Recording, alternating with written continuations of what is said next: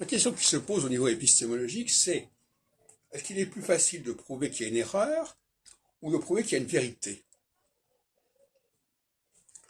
D'une certaine manière, je dirais que l'erreur, c'est quelque chose qui est beaucoup plus facile à démontrer, si on peut dire.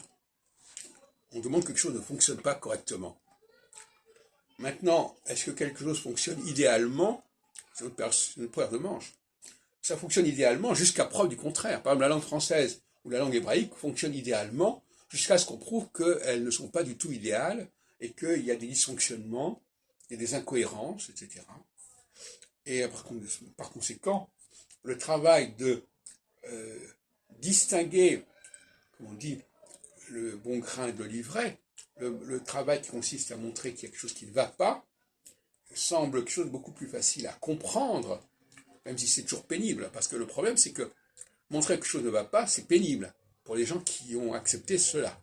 Surtout quand c'est un collectif qui a accepté quelque chose. Si on lui dit vous êtes bâti sur quelque chose qui ne tient pas debout, ça pose un problème. Par exemple, actuellement, on parle de la crise de la France-Afrique. Donc la France-Afrique, c'est un système qui est en dysfonctionnement. Bon.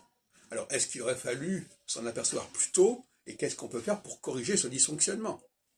Ben ça il ne faut pas interroger le peuple pour savoir quelle est la solution. Il faut demander aux experts, notamment aux juifs, à certaines périodes équinoxiales justement, de signaler les choses à faire pour que le dysfonctionnement cesse ou s'atténue. Donc, la chasse au dysfonctionnement est essentielle. Maintenant, l'apologétique consistant à dire c'est très bien comme ça, bon, ça vaut ce que ça vaut. Hein. Il y a la critique et l'apologétique.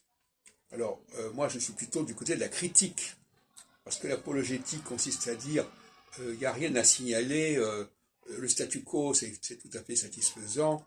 De toute façon, il y a un consensus, on est d'accord là-dessus, il ne faut pas commencer à nous perturber à ce sujet.